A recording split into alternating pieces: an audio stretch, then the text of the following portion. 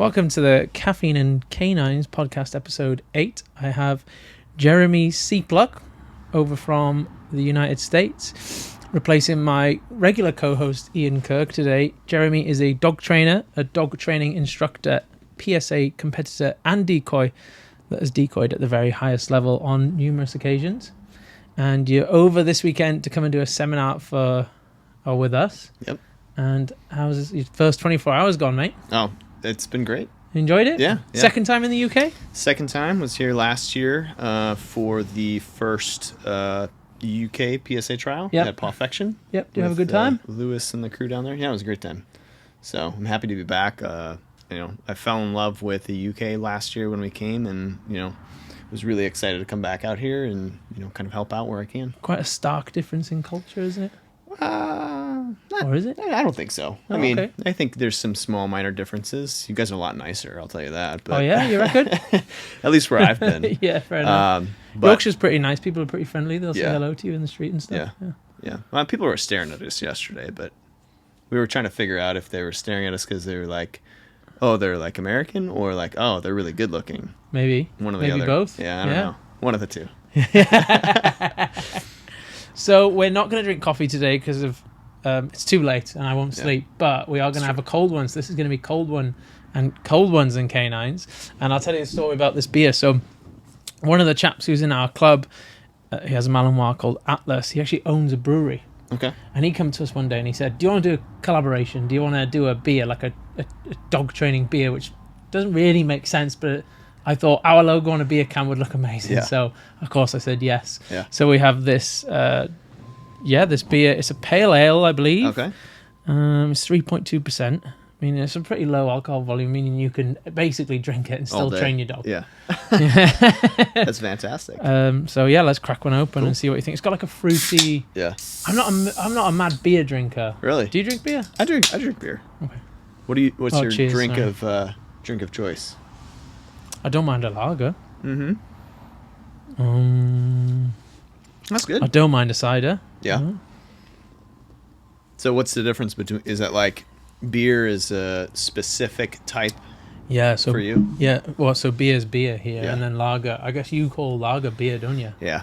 Okay. It's like beer is a type of drink. Yeah. Right. Like you've got like spirits or like hard alcohol and beer, and then you've got like lager, pale ale, IPA. That's all beer. Yeah. Oh, right. States, Okay. Right?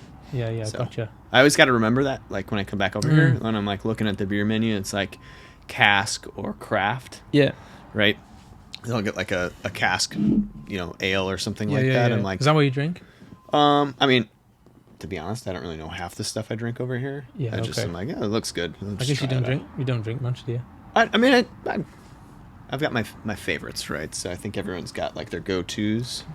So I think there's always a little bit of a learning curve when you come over here. It's like, when you hear cask ale, it's like, oh, that's in the basement, and they're like, it's like lukewarm. It's lukewarm. I'm like, all right, right. That's odd even for me, mate. Yeah. A flat lukewarm drink, mate. Oh, it makes no sense.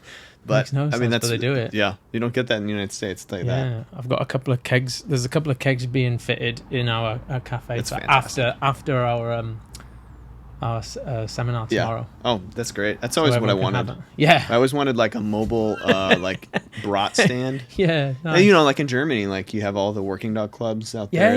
It's like, oh, come have a beer and a brat, and then we'll go train some dogs. And then while that's happening, everyone else is having beer and brats. I'm like, that's the best idea ever. Yeah, it is a good idea. I just want one. Unfortunately, though, I read the rules that PSA is strictly no alcohol in PSA events. During the event. After. Jerry's probably watching this, but it's, because Graham is very keen on making the official beer of PSA. Yeah. It's just after. Cool. It's like afterwards, right? So, 5 o'clock hits. Right. Trial's over. Yeah. You look at the judge and they say, it's trial's over. Yeah. Right. It's to be professional. I get it. Yeah. So I agree with it, but it's a little bit different culture out here. So. Yeah, they have like over in Belgium, Germany, and such. They have like clubhouses at each and every club, don't they? They go and have a drink after. It sounds like or a during, or during rugby club here. Oh, really? Like if you go to like even at in America when you do like IGP clubs, out there like they're separated now. You've got like USCA, which is like its own organization, and then you've got like What's that? DVG, which is its own It's like they all compete in the same sport, but they've got they all like Schutzen, yeah, all Schutzen with like minor different rules and stuff like that. Gotcha. But you'll go to those clubs and like the club trials, and it'll be like 9 a.m. and there'll be an old guy out there just cracking open a beer and class. Gonna watch some dogs. Nice. I love it. Sick. But yeah, that's a good idea. Well, maybe we should. Somebody start abused something. it somewhere down the line. Yeah, I'm sure. yeah. Someone spoiled it for everyone else. Yeah. Thanks a lot, Steve. Thanks for that one. So you briefly told me yesterday. How did you get into dog training?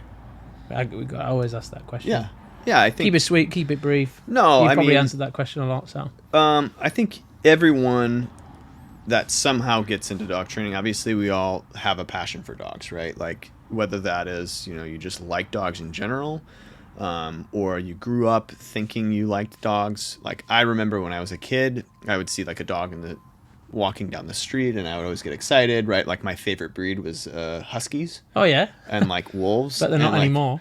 No, I mean, no, definitely not anymore. Yeah. But, I'd have like the wolf painting or like I had a light that was like a lamp that had like wolf portrait on there. Like I loved American it, right? vibes. Yeah. So like I loved it growing up. And when I first joined the military, I was actually going to be a working dog handler, like one of the military police, and I wanted to get into canines.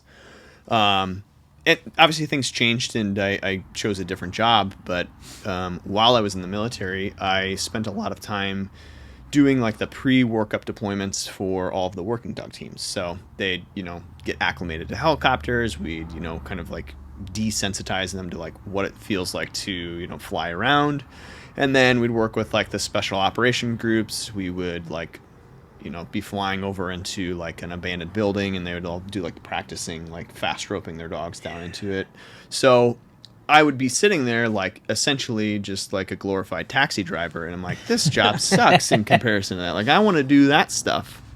So during that time I had a girlfriend that I was dating, and she was the lead veterinarian technician for MARSOC, which is the United States Marine Corps Special Operations Group. So she had a lot of connections within like the working dog community. And it was really like pressing me to kind of get into that, because that's like, I was really, really interested in it. So at the time, I had rescued this, we call them boonie dogs. It's just a wild dog, pretty much like a stray. Okay. I was living in Guam at the time in the military, and I saw this like brindle dog walking down the street, and I was like, oh, it's a Dutch Shepherd. And so I like Brindle's gotta be he's a brindle, and it's a Dutch Shepherd. So like I take this dog home. It's covered in fleas and ticks, and I'm sitting there in the bathtub like picking ticks off, which is like the first terrible like experience. They're like ticks that are like the size of like quarters. Right? They're horrible little fucking things, yeah, aren't they? I'm seeing those things in like my nightmares. Yeah. So this dog obviously is like riddled in like all these problems, like separation anxiety, busting out its crate, like just shitting on the floor.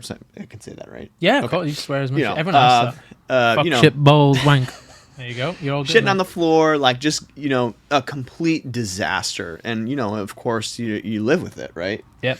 And so it's really funny you're talking about the Rottweiler, like, going through the TV, because my dog had the same problem. He would bark at the TV. I'd turn the TV on. He'd see another animal, and he'd just jump up out of the couch, start barking. So this all is kind of happening all at the same time, right? I'm in the military. I've got this dog that's out of control. I'm really interested in, like, training dogs, just don't know where to start. So time comes, I need to make a decision of like, all right, like what's your next chapter? What's your next step in life? So I was kind of conflicted at the moment of like, do I want to like explore this option of like training dogs? And when you think of dog training, like you think, I'm going to give my dog like a little treat, right? Yep. What kind of career is available in that, right? Yep. Like I think that's what every parent's mentality is. My parents worry, yeah, for sure. Yeah, my mom told me when I like said I want to be a dog trainer, she's like, you can't make money off of that. You can't make a life of that. Like, she thought I was going to be broke. So I took the more reasonable approach, right? I put those kind of like ideas on hold, and I'm like, I'll go to college, university, right? I'll go to school. I was big into fitness at the time, and so I was like, I'll go to school for being a physical therapist. All right. So I moved from Guam, right, U.S. territory in the middle of the Pacific, all the way to Colorado, and I went to Colorado State University for a very short amount of time. Remind you, I still have this out-of-control dog. Yeah, okay. And he's just with you this whole time? The whole time. All right. I get to a point in which... What's this dog called? My dog's name was Dexter. Dexter. Yeah. So, okay. After the cartoon, not the HBO show. Dexter's Laboratory. Yeah. Yeah, nice. Yeah. So I have this dog out of control, and I essentially get to a point in which I can't leave the house. So, like, I have to leave the dog out of a crate because of separation anxiety. Separation anxiety, he'll destroy stuff. So me and my roommate had to essentially like take shifts of, do you want to go to class in the mornings? I'll do classes in the evenings or like the afternoons. Yeah. We had to kind of essentially like come up with a game plan because he couldn't be alone. How old are you at this point? 21, 22? I was 23, 24. Okay. No, I had been 24 and 25 because I got out in 2014. So I was 24. Yeah. So, not a big deal. Like, I'm not a big, at the time I was a little bit more of an adult, so it's not like I was like staying out and partying. I had lived the life of responsibility. But, so dog's out of control. I'm like, all right, I need to get a handle on this. So I'm going to go and contact a dog trainer to like help me out. Yeah. While I know like that was something I wanted to do, right? I was like, I'll take the approach. So I look in on Google and I look for the nearest dog trainer, and a few names pop up. There's a place who I actually didn't know at the time to be really close with, just down the road. It's Mountain State Canine. Yep. Okay. And then there was another place, like Dr. Jan's Dog Training. Yep. And she had a doctorate in animal psychology. So obviously, you go there. Obviously, she's a doctor in dogs, mate. Doctor and doctorate, right? So I'm like, all right, I'm gonna go here. Yeah. And this is this is some older lady that competed in AKC. Yeah. Right. Yeah. She had the border collie. Right. And that's where I initially got my first like hand into dog training. Was I would take her there, or take my dog to group class, my reactive dog. Straight into group class. Nice. And it's a really funny story is she would have us doing some healing drills for like 20 minutes.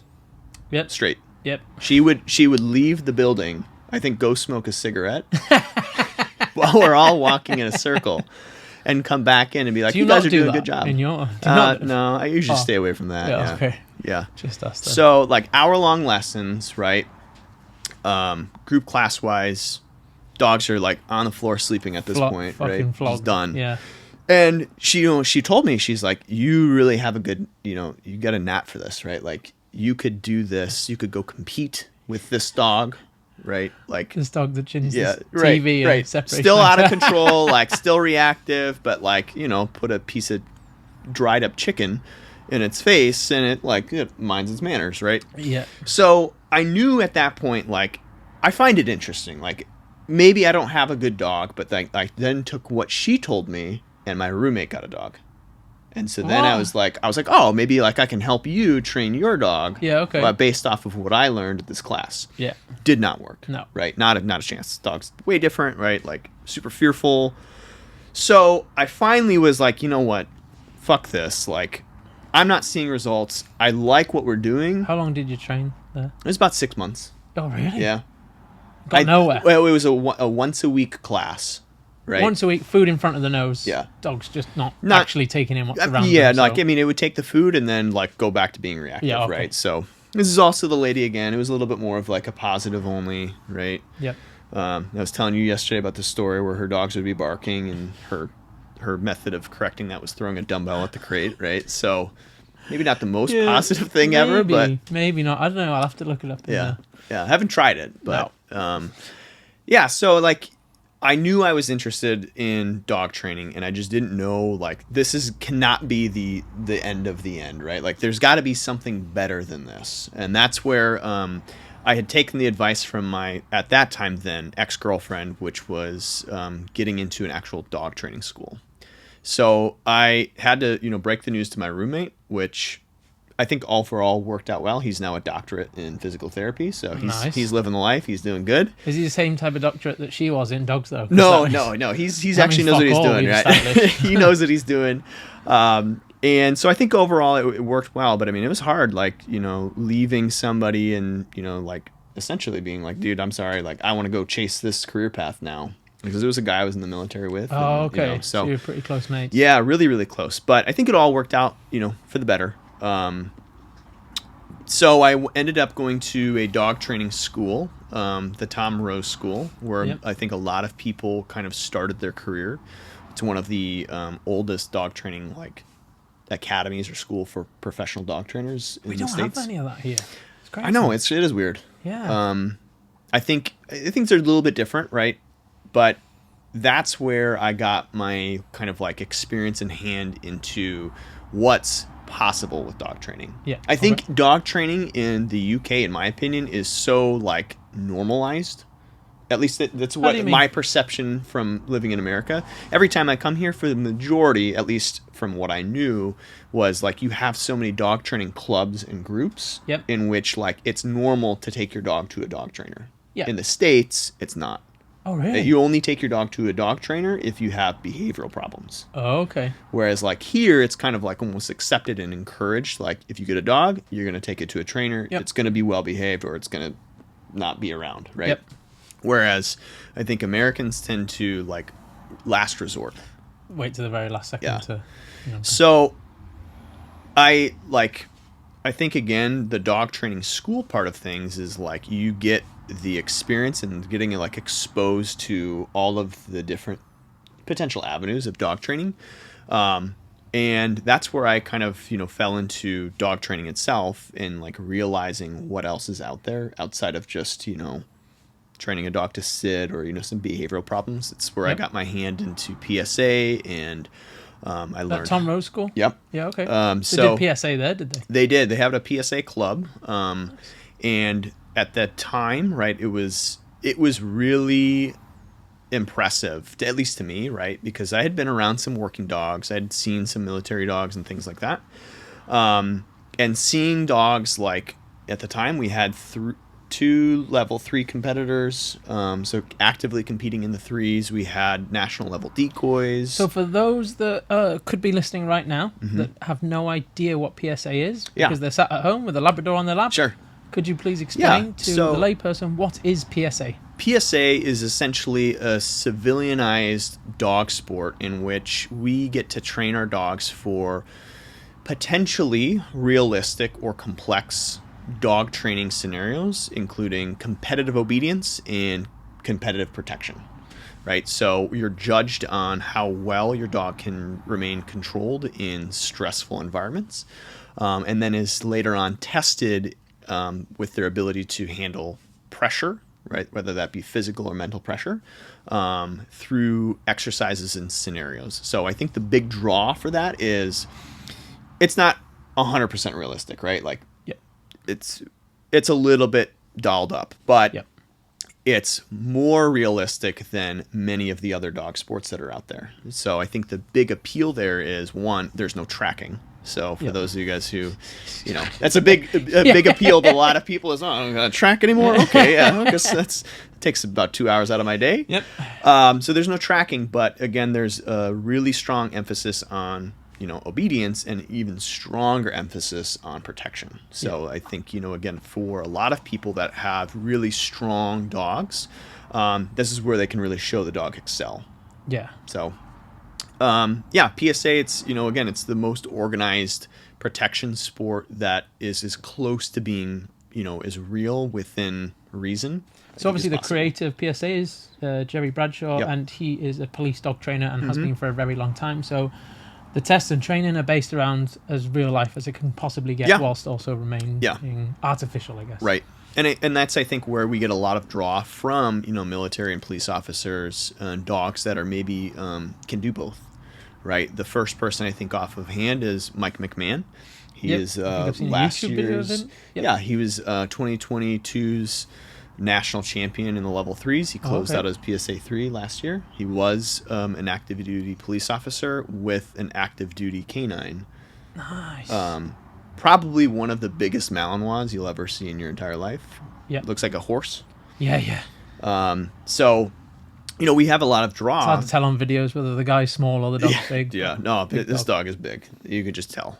So I think, again, there's a lot of that draw from, like, my canine can do some of these things. Like, I want to prove to everyone that my canine is maybe the best in the department. Yep. And so it's a way for us to quantify not only the dogs, but also the trainers. Because I think that's where we really see a test in the team is, like, we can always talk about how the sports break down each level of complexity. Yep. Right? In the PDC, it's like getting your feet wet. It's like, hey, welcome to PSA. In the level 1, we test, like, the pressure of the dog. How much can the dog handle? Yep. In the 2s, we start testing the control. How much control can I have of this dog in these given scenarios? Yep. And then in the 3s, right, like, the 3s are crazy, right? Now you're testing not only, like, the dog and, like, the scenarios, but you're also testing the handler and how well they can navigate those scenarios, how well can they critically think under stress. Yep. Which if I'm looking at that, it's essentially the same way as a police officer is going to have to, handle in a situation. So people that train in the 3s and are competing in the 3s, like, they're constantly under a level of stress while they're trialing, right? Because they have to think about, okay, if I do this, what effects is that going to have on my dog? And what are my dog's strengths here? And what are my dog's weaknesses? No dog's perfect, right? Right. So it's a really strong test of, like, how well you can communicate and be a team with your dog. The relationship of the dog at that point does matter, I think, in a lot of cases. So do you think it would be a good idea for more active police canine handlers to start venturing into sports so they can regulate, quantify how good the dog is and their training methods? I think, Because it wasn't really done, was it? No. It's just starting a little bit now. now. Yeah, it's starting now, and I think that's where a big draw of that is because, most police canines, right, like, they know the dogs can bite. They have live bites on them, right? So, like, why do I need to, like, really show that? Yeah. But I'm not a police canine. I've never, been in those shoes. But I think if I look at it as, like, if we can make the, like, police dog realm know what is possible, right? Maybe not everything is applicable, right? Like, what we require a police dog to do, maybe a little bit more than what we would expect a competitive dog to do. Right, where we need that level of independence and maybe a little bit more aggression than we would normally look at for like a sport. But if we look at Mike McMahon and his dog Kai, like, that's an amazing team, and there's a lot of control and a lot of clarity in what they're doing. And did you decoy in his showing? I did. Yeah. I was scared shitless I was going to get my head bit. Really? So, is the dog bad, is it? So, was it Jerry that's put up that scenario? I think Jerry made this scenario where he's diabolical, right? Like, when he gets into his level 3s, like, Jerry is diabolical in what he can come up with. And he gives a lot of the decoys a little bit of, like, leeway of, like, I want you to do this, and then we can kind of, like, collaborate. So he's got 3 decoys underneath tarps laying on the ground. Yeah, I've seen this. Yeah. And so the goal was, okay, you're gonna hit these tennis balls, right? Yeah. Past the decoys, and on one of the attempts, they're all gonna pop up. We'll get this on YouTube, and we'll play it. Yeah, you should here. because you can look up Sport Dogs Live. They've got all of the PSA 3. And so I see, like, Mike McCann come out there with Kai, and I had just heard about this story about, his live bites as, like, police dogs. And I'm just sitting there, I'm like, oh my God, this dog is just going to nuke me in the head. And so I pulled Ben Lipinski, who is apprentice judging at the trial at the time. And I'm like, hey, Ben, you make sure, like, he doesn't just send the dog, like, right away, right? Because this is now, like, I don't know, 7 dogs in, and dogs are, like, coming over the top, biting us in the shoulder. Yeah. Dogs are, like, hey, what's under this tarp? We're getting, like, bit in the forearm, and I'm just sitting there. I'm like, okay, like, if this dog does bite, like, somebody's going to the hospital. So Mike says to Jerry, he goes, yeah, my dog's probably going to nuke somebody under there. And he's like, okay, we'll just just make it look like they were supposed to do it, and I'll just have them pop up early. So luckily, nobody got hurt or anything like that. But, those dogs that have seen all of those types of scenarios, right, where like, people are hiding under tarps trying to escape police officers, like those dogs, they need that edge and they need that grit. And they're a bit more savvy to it. Yeah. They know. They can smell the fear, right? Yeah, I can imagine. So that's going to relate to a question that I'm going to ask you later. Yeah. But for now, I'm conscious of public perception of protection sports, especially given that this is a pet dog training company, and I'm a pet dog trainer. Yeah. What do you say to people that might see protection dog training, or sport dog training, should I say, such as PSA, and immediately go to the presumption that we're just mindlessly training our dogs to attack people? Yeah, but I mean, why do people not say that about police dogs? You know what I'm saying? Necessity, maybe. Right, like when somebody sees a police dog, they applaud. Yeah. Right, they're happy because they're protected within the community. Right, I think times, I guess, are changing. Right, where like now in California, we have got some legislation of people trying to like, ban the use of apprehension dogs. Okay. Right, where like they're trying to strip away the rights of apprehension side of things, and like you have a lot of police officers and people that are in the community which are like fighting back, because how many situations could have ended in police brutality, like police death, or even just in like de-escalating maybe a situation in which a dog can be used, and whether it's actually apprehending or perceived threat of controlling situations. So I kind of look at it as like, I think when we look at it as a sport, it seems silly to be like trying to defend it as like, it's just for play, right? But I think if we were to kind of flip the script and we say, well, like, these dogs are being raised like police dogs, right? Then people kind of are a little bit more like, oh, well, then in that case, like, I do want my police dogs to be able to protect me in the community, right? So, and maybe it is, locationally different, right? Where over here it might be a little bit different than in the United States. But like what ends up happening, at least in the States, you have, some of the people that maybe are concerned, maybe they're not as like ballsy to come and like complain to you, but they'll call the cops. Yeah, okay. And so then the police come, and then they're like, hey, what are you guys doing? Oh, we're like, training like protection dogs, like police dogs. And then they say like, oh, I got a bite dog in my car. Do you want to like suit up and work my dog? So it's like, it's kind of funny because people complain and thinking that like the police are going to come and like stop you, and then they join you. Yeah. So like, it's kind of one of those things where I think the perception a lot of times maybe isn't always the best light. And that can be to inexperience, right? Where like some people are just doing stuff that they probably shouldn't be doing. Especially in like the public's point of eye. And so perception is always everything. But if we're smart about how we handle it and we don't get defensive about what we do and how we do things, we know we're not hurting the dogs. We know the dogs are bred and they love doing this. I think people don't quite grasp that concept that the dogs absolutely adore this kind of work. Like when I'm working and training my dog, I look at him and think, you love this. Like, this is what you're here for, isn't it? And it literally is, because we genetically engineer these dogs to adore this job. And if we don't give them that, well, we're going to create problems. They take it out somewhere else. Yeah. So, like, here's the thing is, I always look at it as, like, lack of knowledge or inexperience. That's where you always get all of this pushback, is just, like, lack of understanding of whether it's protection dog training in general. You see this a lot when people are, like, very adverse to using training collars or training tools. It's always people that just don't have an understanding of why we're doing what we're doing. And so for me, if I can create the perception, right, and educate, well, that's, I think, a little bit in a step in the right direction. But I do think there's always going to be somebody that ruins it for the rest of us, right? Somebody may be doing something that they can't explain why they're doing it, going a little bit too hard, a little bit too heavy. And so, like, it kind of sucks that we have to sometimes train away from the public's eye, right? But I think, again, a lot of times it's just always a misconception of what we're doing and what we're out there to do. So I think you're right. And lack of knowledge and lack of understanding.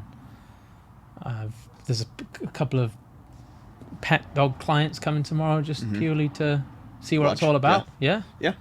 It's good. Just from seeing us train our dogs in between sessions and stuff when they've either rocked up early or stayed a little bit later and gone, well, let's see what it's about. And hopefully we can spread a bit. And I mean, again, that's where it all starts, I think, is just like once you actually see and you understand, right? Like it's so captivating. Like watching a dog, and it sounds like really like almost, I don't even say like Neanderthal, but like brute, right? Like watching a dog bite. Yeah. But like that's kind of the coolest part of it is like you can get a dog to do that. Like, holy shit. Yeah. Like, how do I get my dog to do that? You know what I mean? So I think it could be on the flip side of like people start seeing it and they're like, wow. I'm really surprised it hasn't got more of a like entertainment traction, like it's not on TV more and stuff. I'm really surprised because of the trials I've gone to watch. They're genuinely very entertaining to watch, these dogs.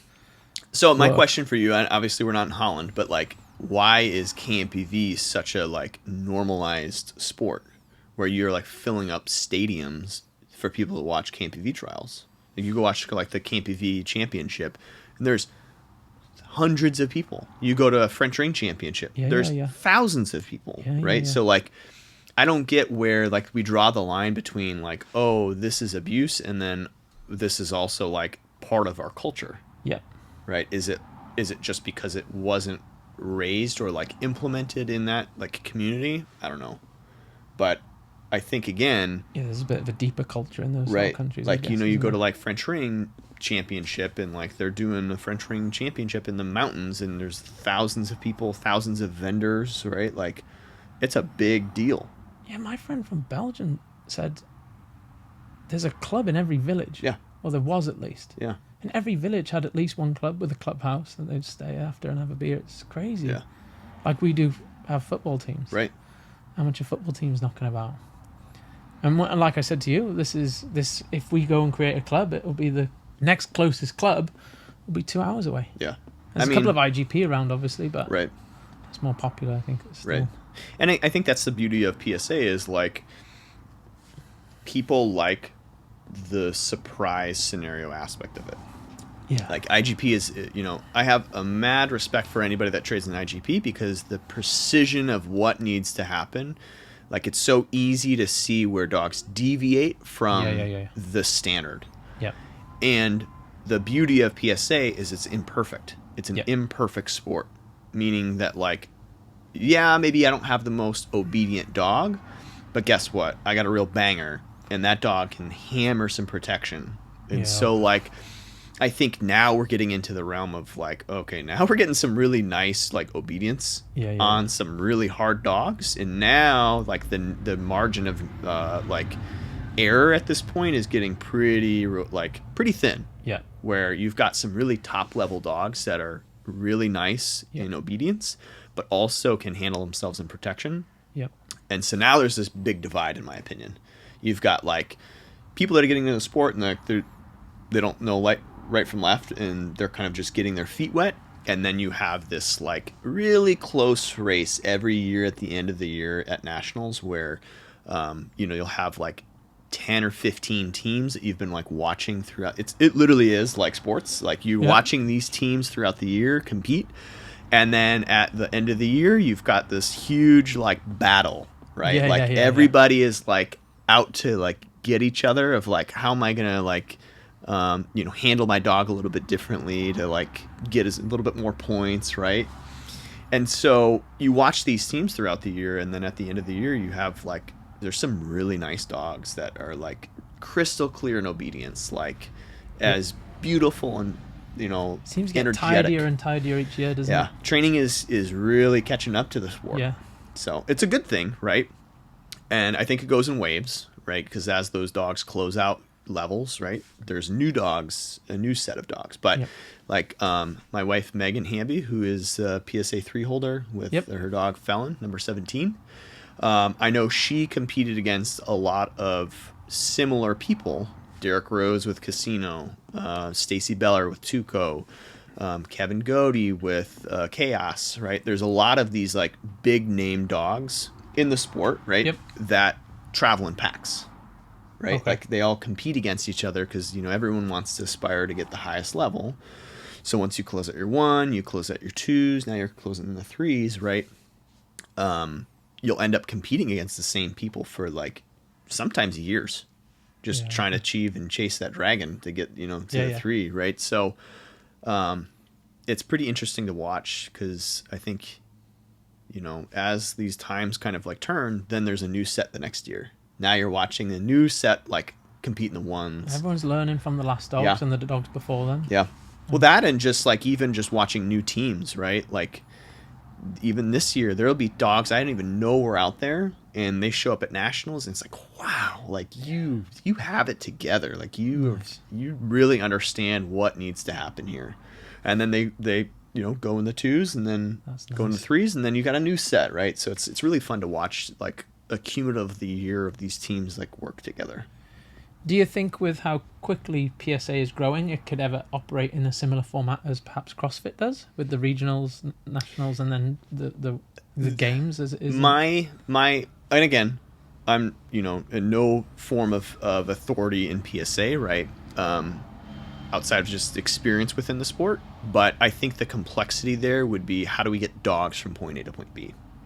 So like that's always the issue is like, when we hosted nationals in New Jersey in 2019, we had 3 teams come from South Africa.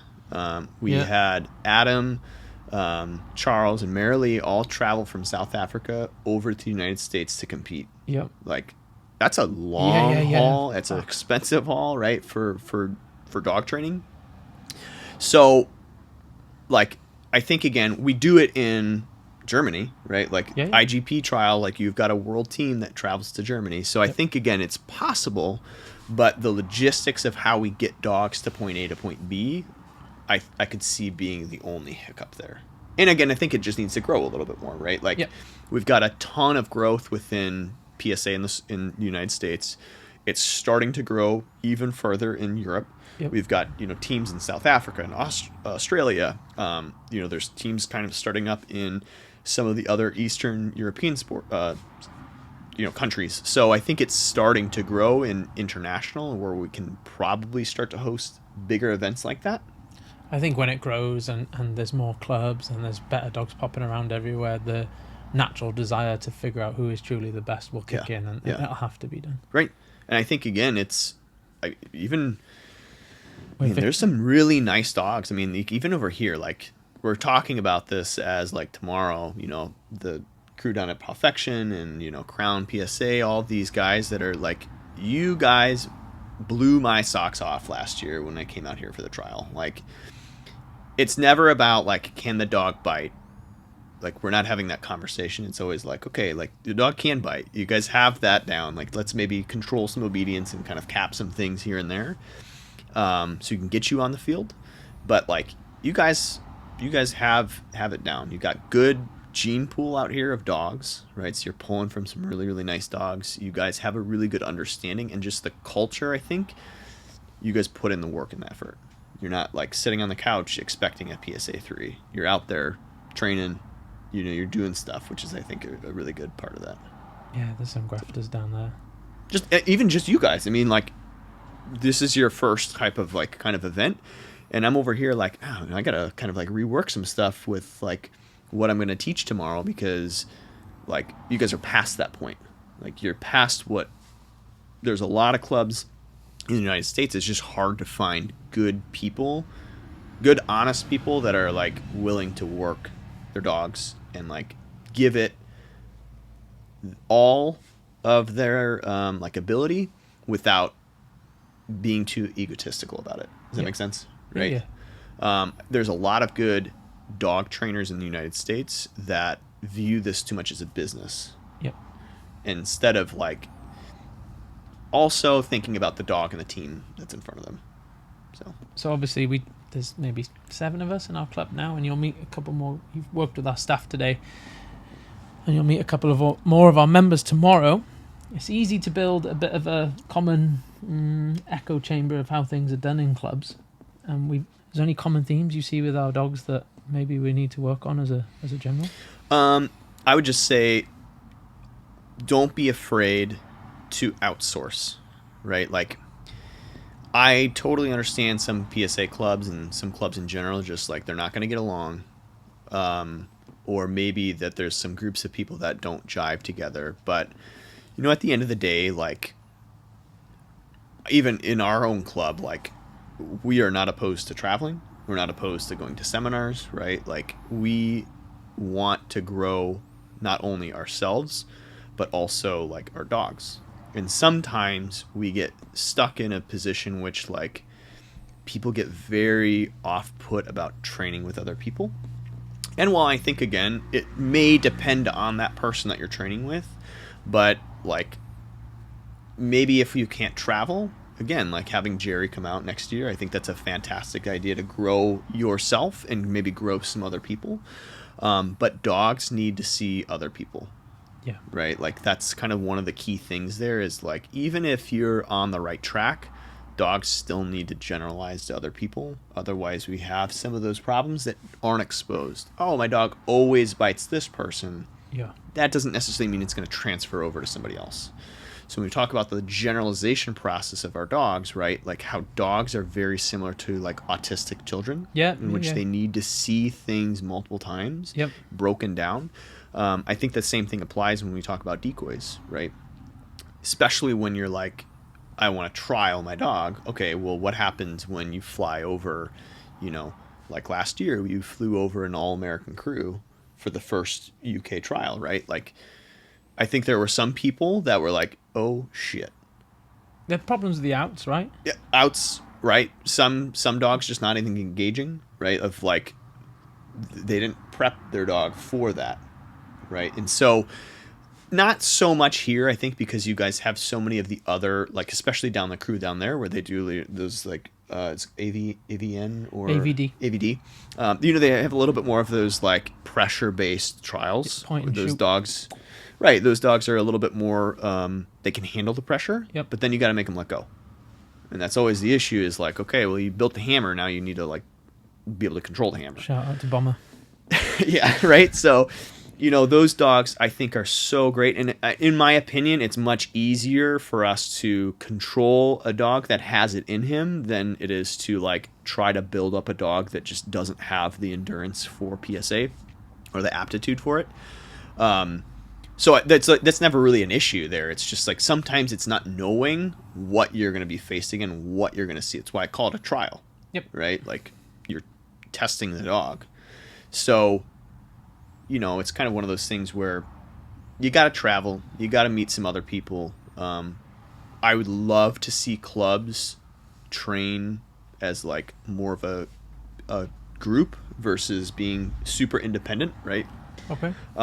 So like occasionally doing a training day where like you invite another club out and like you guys train together and kind of like collaborate. That doesn't mean you have to do it every time, right? But like you both teams immensely like help from each other, right? You know what I'm saying? Like even if it's something you're not seeing or that you're not used to, it's just another insight to like, hey, I'm seeing this, right? That's why I love like, anytime we have somebody coming out for like a trial or like coming near us, right? Like we invite them to our club. We want to, just get our dogs on different people and kind of get some experience.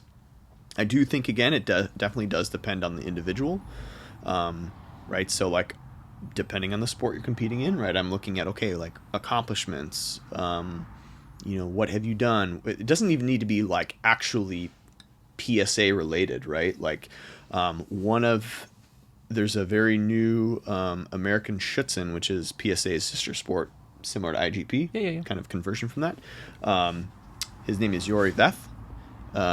He's a Dutch, IGP helper for a very long time in training decoy, and is now the American Schutzhund judge and the director of decoys. And he doesn't compete in PSA. I mean, he might at some point, but he doesn't. But, like, he can still build up a dog like none other, right? And so, like, even if it's not same sport, there's immense like level of knowledge and stuff to learn. And I think the thing too is like, maybe you're not going to get these people to come in for free, right? Like you might not be able to get somebody to come over, even if it's like, learning from experiences or just having like a decoy come up here, right? But you $20 a dog, $50 a dog, something like that, just to get a training session in. Maybe it doesn't have to be a whole seminar or anything like that, but just getting some experience. I think that stuff goes a long way. Because your dog gets experience on somebody else.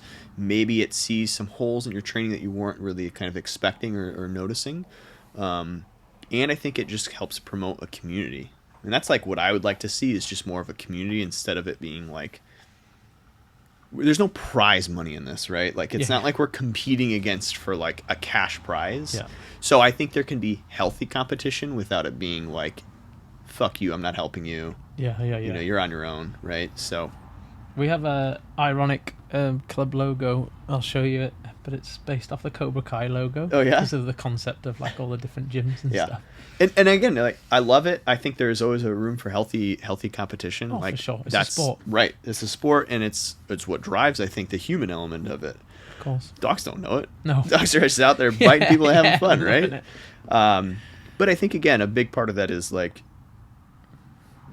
be humble, be open to new ideas, and just be an advocate for the sport. I think that's like the biggest thing. Is at the end of the day, like, I think the true competitors on PSA, if you ask them what's the goal is to grow the sport. Yeah. Pass on the love and the passion for what we do. Nobody gets paid in PSA, right? It's all voluntary. You got people down right now at Puffection about to get slammed by some dogs, right? All free of charge for viewers' pleasure. Right? Yeah. So, at the end of the day, it's a hobby. And so nobody's getting sponsorship, at least not yet, I don't think. No. But that'd be my kind of recommendation, is just keep an open mind. Try to, collab with other groups, whether it's PSA, French Ring, Schutzen, right? Like, there's always something to learn. They may, you like look at those things, and there's always going to be something that you pull away. Like, what are you the best at teaching? Right? Like, by hands down, I think the most dynamically athletic decoys we have out there are French Ring, right? Yep. It may not apply directly to PSA, yep, right? Because we're moving forward versus laterally or weight. But I think there's still a lot to learn from that. And just watching those guys and the mechanics of how they move and things, I think this is really good. You can pull that same stuff from like obedience from like Schutzen dogs, right? There's some really nice, powerful, energetic dogs healing in IGP. So if I can pull from that, I learn some stuff. How do I mesh that all into my own training system? But we don't get that if we don't look to outsource some of that information. Yeah, we recently went to a Nipo Post seminar with a chap that has competed and coached in NVPK for a long time, and we found that massively beneficial. He had my dog biting twice as hard in 4 or 5 days. Really, really good. Nice. Really nice. And that's the beauty of it, right? We all can take little bits and pieces. Of course. PSA wasn't created strictly organically, right? Like Jerry saw components and pieces from other sports and kind of merged them and meshed them into his own. So I think it's important to always kind of look at like, what are other sports doing and how does that look, right? How could that apply to my training and helping me get an edge on getting some more points in my score.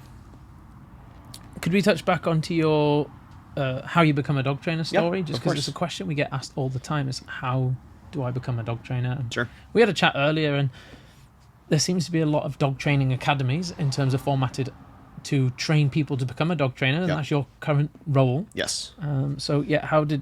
I think we got up to the point where you were at Tom Rose's academy, you started getting into PSA, and then where did you go from there? Yeah, so I actually stayed at Tom Rose for a handful of years. Still got a good relationship with them? That's kind of leads me into that. So I was formally trained by a mentor of mine. His name is Dave Van Garderen. He was very big into IGP. He's also a senior decoy in PSA and has competed in PSA. But he had a lot of his time spent to competing in IGP, and that's where he made his name. competed on the world team a handful of years ago. As well as Jake Placencia, who is also a senior decoy in PSA. Yep. So kind of starting to see a trend here is I had a really good like leadership and mentorship. I think hands down, like probably some of the best like guidance as far as like just working dogs, not just strictly PSA, but just working dogs in general. So I wanted to keep learning. And I volunteered to stay on after I had graduated the school to learn from them and kind of be mentored and like held under their wing. So that education I got really served as a great baseline for my like education. But with anything, you need experience. And so through that, I was able to stay on for a few years and, you know, kind of like revisit and rewatch how we teach people to become dog trainers and how that whole process in, you know, starting from maybe nothing or a perceived level of understanding into navigating like what's successful for, you know, the general population as far as dogs. So I had a few years of mentorship underneath them until a position opened as an instructor. And so after a few years of mentorship and working with pet dogs and pet clients and just kind of running that operation, I stepped into the role as an instructor. And at some point, our vision of how things should have, times have changed, right? Dog training has changed a little bit, and like methods and methodologies, and, you know, it's a little bit more like up with the times. And so we just had a change and difference in what we wanted to teach and how we wanted to teach things. And at this point, the owner of the company was a little bit more hands-off, but wanted things done a little bit differently. So we respectfully parted ways, and we went out to essentially build up our own curriculum in our own school and do things a little bit differently. All right. So, yes, there are a lot of dog training schools within the United States. And I think, again, the big thing there is we want to advocate for professional dog trainers, right? Like, I think every school at some point needs to be able to, like, sit down and say, okay, what do I want to produce?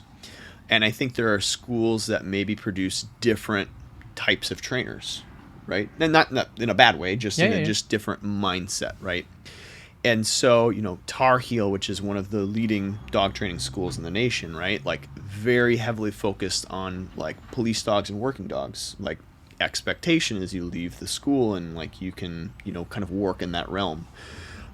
Whereas like I think our academy is a little bit more geared towards like introduction and like young dog development for maybe different avenues. And the primary focus for us is like, I want you to leave school with the capacity of training dogs and understanding what goes into a dog trainer's like career.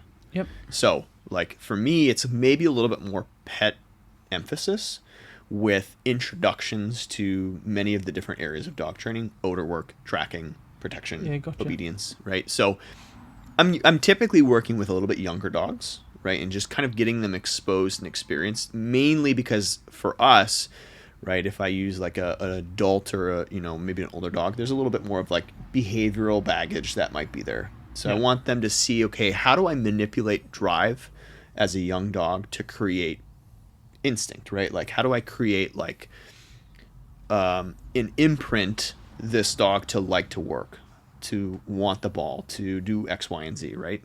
And not just strictly like hoping genetics kind of take over, but like how can I play my hand in manipulation?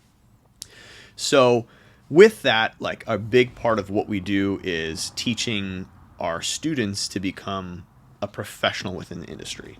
I think everyone getting into dog training, like they look at it as like, I want to work with dogs because I hate people. Yeah.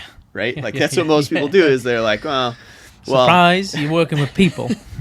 Right. So like, I'm not saying you have to love working with people, but unfortunately, people own the dogs that you're going to be training.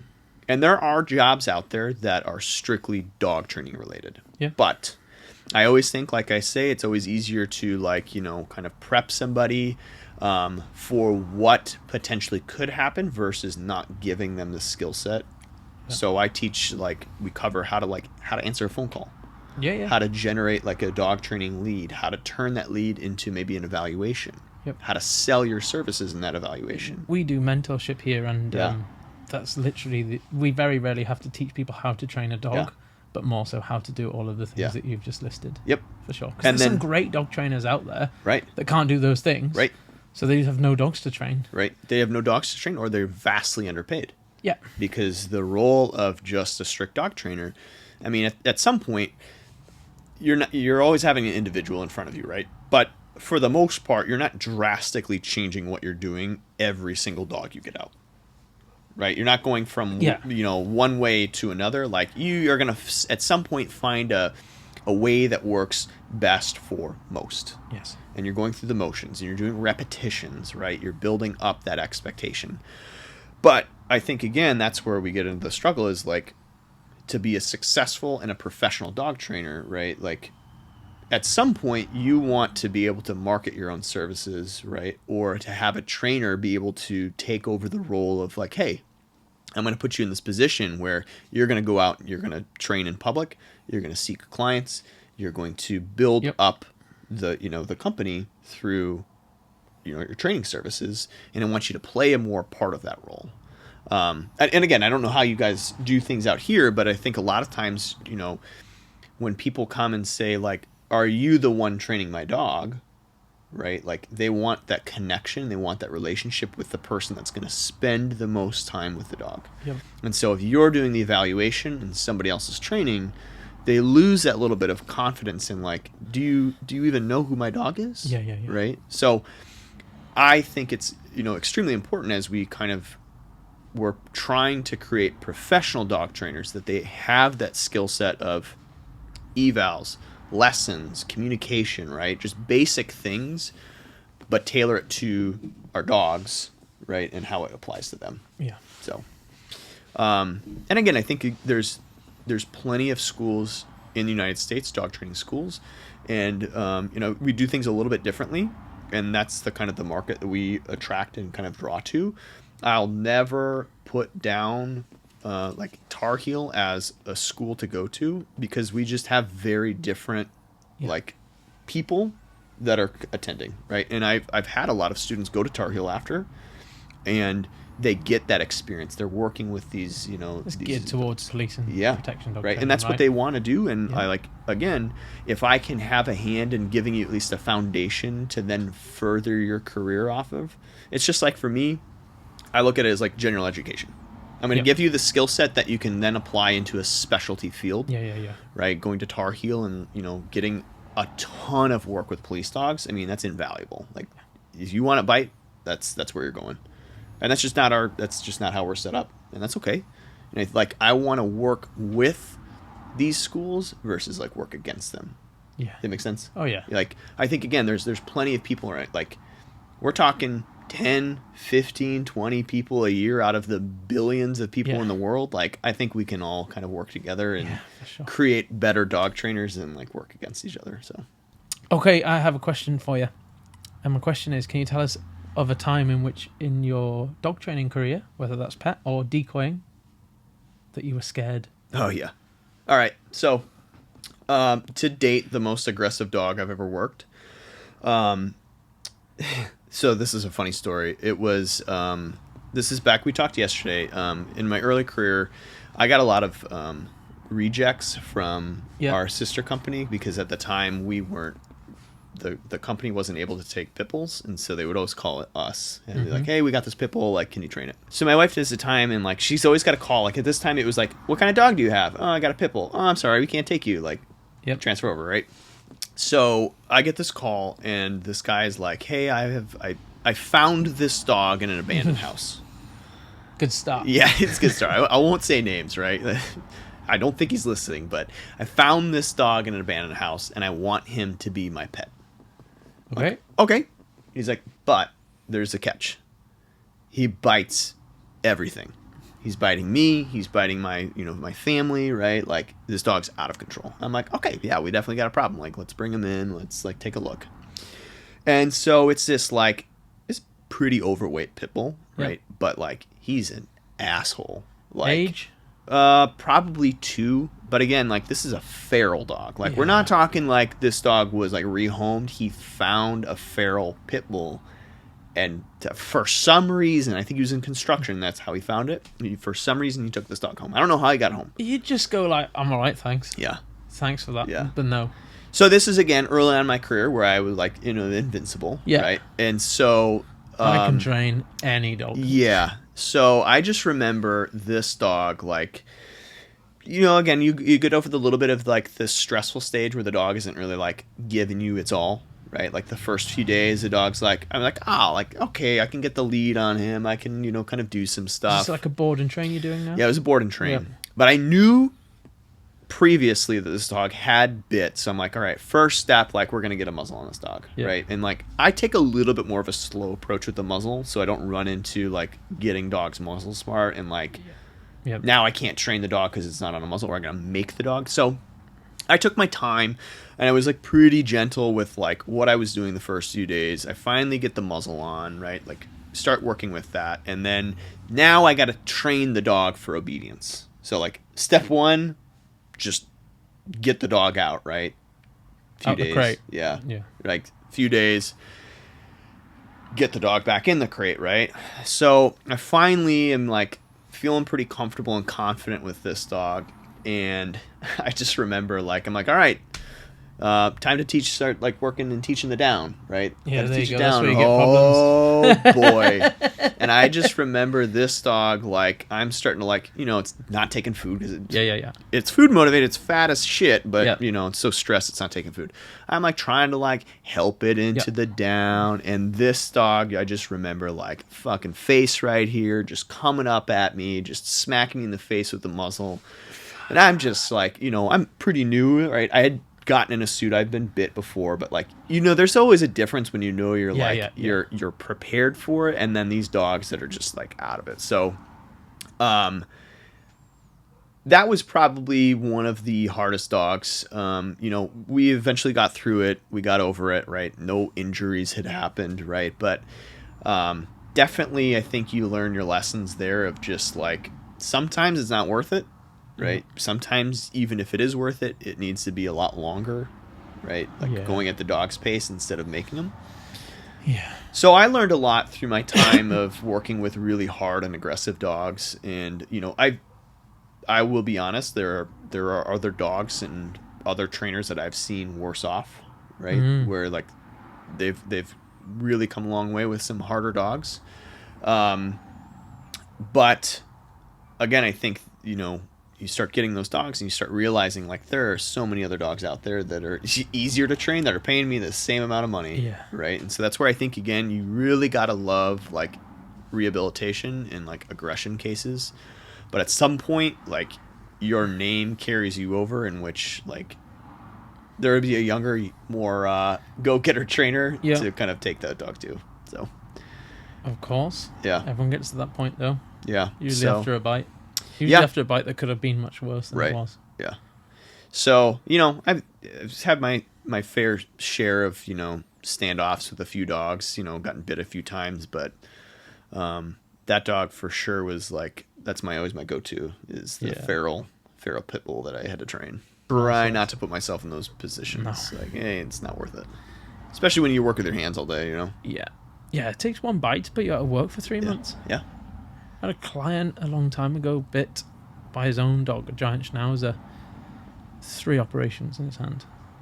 Couldn't work for 4 months. Yeah. Just because he picked up a vacuum. Dog didn't like the vacuum going on, so he smoked him. Crazy, right?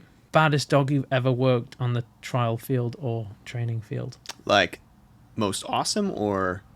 Either or. I'll say most awesome. I don't want to say baddest dog, because that people may get feelings hurt, but not bad as in not great. I mean bad as in you're gonna feel it after. Oh, hardest biting dog. Yeah. Okay. Well, again, I have a hole in my leg from a 3-legged Corso. what was his name? I think his name was Anubis or Anubis. There's a dog in the States. I don't know if he's still around, but he has a big Mastiff, like giant, 3 legs, hard fucking biting dog. Does Sport? Oh yeah, did. Which leg's he missing? I think it's his back. How did he lose it? Yeah, I don't know. It's a good question. What sport did he do? He did PSA. Fuck. Yeah. Nice. Yeah. So like again, he didn't make it very far within the sport, but like far enough where you got bit by him. You got bit. Yeah. I think there's always some like very notable dogs that are just like when he went through really a nice. suit. Yeah, he bites hard. Fuck. Yeah, a lot of those bully breeds though do. Yeah. I think even Chris. I worked his dog last time we were out here. Yeah. Jerry had me work his dog, and those dogs bite hard. Mm. They need to use their mouth. Yeah. Plenty of pictures circling around Instagram of the decoys arm after they've been bit by those dogs and legs. I think you like even coming out here like Muzz. Yeah. They had like Ra's al Ghul. Ra's al Ghul. Yeah. I always wanted to catch that dog. He's taken down so many decoys. Have you seen the compilation of how many different decoys he's taken out? Yeah. So that was a little fun. Epic. I got to work Chief White Paw last year at the trial. He passed. That was really fun. And is he injured now? I'm not sure. I think they moved him over to KMPV. Okay. So he's kind of like taken over. Is it Hanzo or Ra's al Ghul? Somebody got hurt. Hanzo got hurt. Yeah, that's right. Yeah. All nice dogs. So it was a big kind of highlight. Are they all from Holland? I think so. Yeah. Yeah, but I mean, like, I think one of the hardest biting dogs, again, I'm going to kind of resurface back to this, is Mike McMahon's dog, Kai. Oh, really? Yeah. Like, there's some dogs you just know you're like, you're going to fuck me up. You're going to fuck me up in this suit, like, hard. You're going to take me down, right? Like, you're just going to throw your body around, or you're just going to use that jaw. And so, I mean, I think there's some really nice dogs out there right now.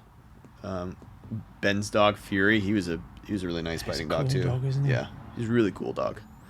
And the best dog you've ever met? Oh well, now I'm gonna be a little bit like that's fine, biased, but I would say Megan's dog, my wife's dog, Felon.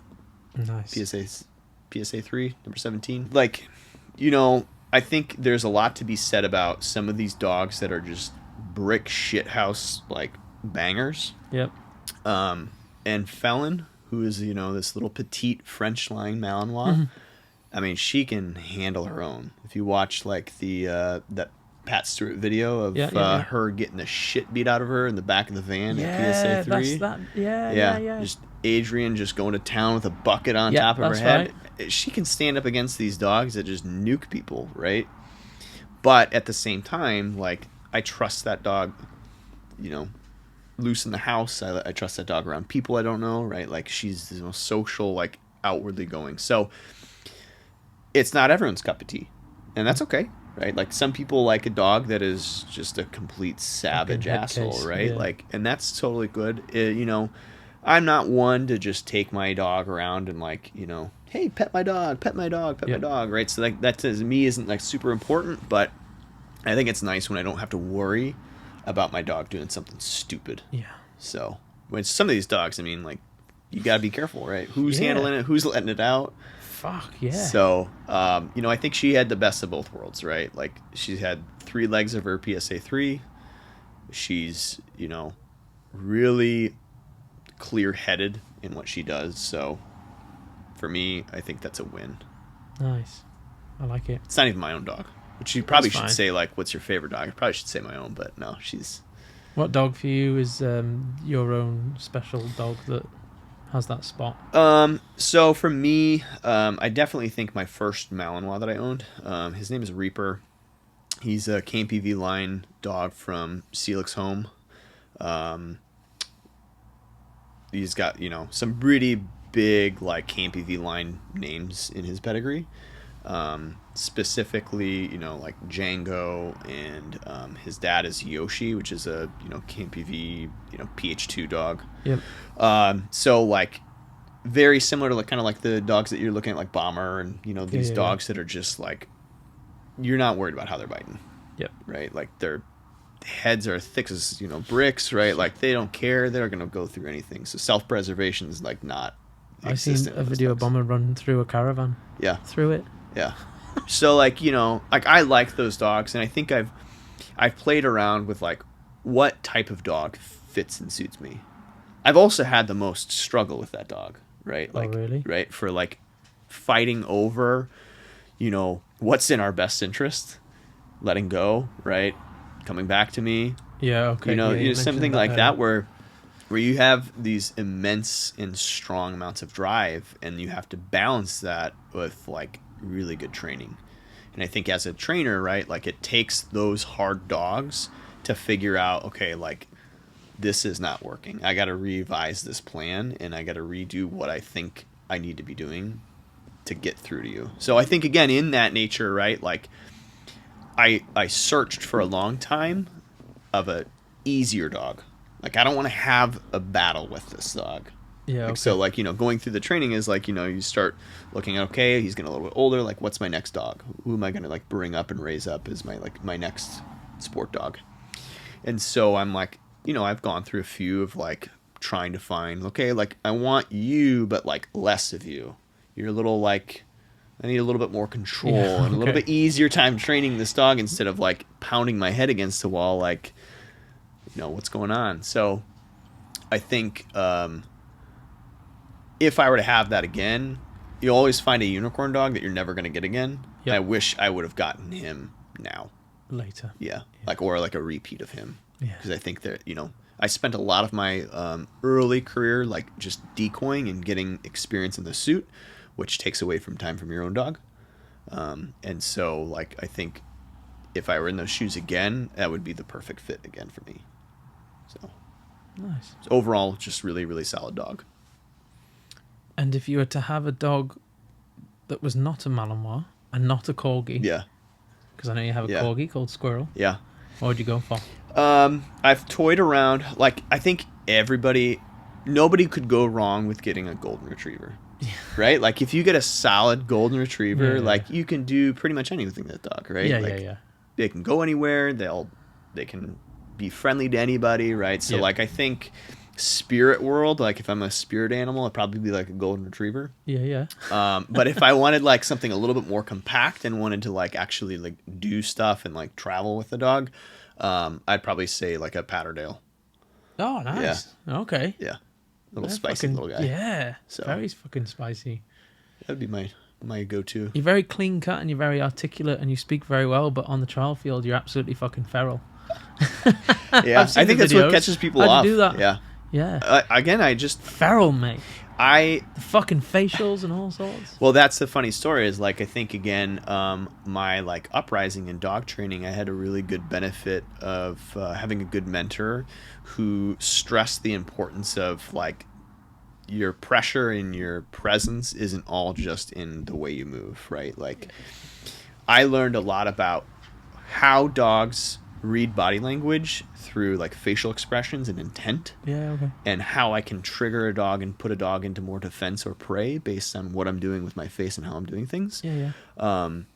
Which I think at the end of the day just all resulted into like, okay, now you need to channel this energy into a trial, right?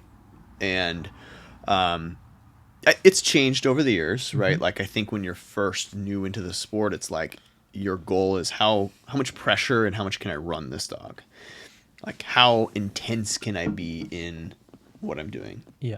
And as you kind of get some experience and as, like, you get a lot more experience, I think it starts to turn into, like, what level of pressure is appropriate for this level of training. And at the end of the day, like, I used to love running dogs. I was like, yeah, I'm doing my job. And it's still my job. It's still to test the dog. But I also now take an appreciation of like, I can run a dog and be like, hey, let's maybe like, this is what I saw and this is what I would do to fix it. Like, let's train together to like overcome this versus just being the guy in the field that just did the trial. Gotcha. So I think like, experience and wisdom and just maturity in the sport has really helped like look at it from a different perspective of like, I'm still going to test your dog, but at the same time, like I'm also willing to like help you learn like what I saw in my eyes of like what happened and how you can overcome that. So it's kind of come to full circle. So I'm not an asshole. Like, I may look like it, but I'm really not an asshole. You just got to come talk to me. I'm pretty nice. There's an element of showmanship, I guess, in the decoying, isn't there? Yeah. I think it needs to be like, I take it so fucking serious though. And there's a lot of people that don't. And it's like when I'm on the field, if I'm like the senior decoy, like I'm pretty strict on like what you can do and what you can't do. Because I think it's, again, people are spending money for you to test the dogs. Like the least you can do is be professional in how you act and how you interact with them. So I think like for me, it is a job, even though it's not a paid job. Like I take it really seriously, and I appreciate when other decoys do as well. Yeah, nice. You're big on professionalism, aren't you? I try. I like it. Cool. So we're going to play a little game, Jeremy. Okay. So here in Yorkshire, I'm not even from Yorkshire. I'm from Wales originally. Okay. I'm not from here. So I had to learn all this. I've been here 11 years now, though. So they have pretty much their own language here. Yeah. So I'm going to go through. And it is English, believe it or not. It's a form. It's a dialect of English. So I'm going to go through some common Yorkshire sayings, terms, and phrases. Okay. And I'm going to try and I'm going to ask you to translate them. This is perfect. Into American English. Okay. Okay, first one is, "Hey up, old cock," or "Hey up, old cock." Is there more to that, or is that just... That's it. Oh. That is it. Oh, boy. What's up, guy? Yeah, pretty much. I'll give you that. Yeah. Like, "Hey, mate, how are you?" Okay. Who would use that? I'm not walking down the street saying... like an old bloke from Yorkshire would say it to the bus driver, "Hey up, old cock." "Hey up, old cock." Yeah. Okay. Or you go into a bakery and get some buns, like, "Hey up, old cock." If I say that now, what's going to happen? Like, you're fine. Okay. Like, okay. "Oh, mate. Yeah, sound." I guess sound is one. Yeah. Sound. Yeah. What's that mean? I mean, I guess it would be like, it's all right, or like, it's good, solid. Yeah, solid. Yeah. Out in a sentence. "Do you want out from shop?" Do you want to get out? You want to leave? No. No, it means anything. Oh, okay. And conversely, as in... It's not even a word. No, it is. "What have you been up to?" "Nout, mate, just training that dog." Nothing. Okay. Tick, yes. Right. "See thee," as in, "I'll see thee down the pub later, Jez." I'll see you later. Yeah, that seems pretty easy. "See thee," yeah. "See thee." Scran. "I'm getting some scran from Tesco. Does that want out?" Is that a type of food? Food. Okay. Class. And last one, "Chuffineck," as in, "Chuffineck, that's Malinois bites out, don't they?" I don't think that was English. That last question, I only heard Malinois. It's to insinuate surprise. Jeremy. Okay. Chuffineck. Like, bleeding hell, bloody hell. Like, you know. Shit. You got most of them, though. That was pretty good. I mean, context. Yeah, so context go to the pub tonight and try out them. I'll send you them. Okay. And then you'll get them. How's your cock? That's all I got from that. What? Sorry. My buddy told me to say it. Mate. Yeah, my buddy told me to say this. How's your cock hanging? Now. How's your cock hanging out? Somehow, I don't think that's going to work out too well in my favor. You fucking American. Yeah, Jacob. I can't come today. I'm at LGI. I've had my egg kicked in. Right, that's about us. I got a couple of things to give to you. So I'll do them in order. First, a cap, a YCA cap. These go down well. Yeah. There you go. Hell yeah. You said you and your wife were cap wearers. Our club hoodie. No way. Yeah. Oh, that's ballin'. That's fantastic. Flag on the back. And I love it. That's my dog that has never fucking bitten anything in his life. My old rescue dog. That's all good. You know, that's fantastic. There you go. Awesome. Thank you. Malinois Club t-shirt. It's the Yorkshire Canine Academy's Malinois Club. Ooh, that's really cool. Who did the design? A fella on Instagram, actually. Yeah? He's done a couple of our designs. Nice.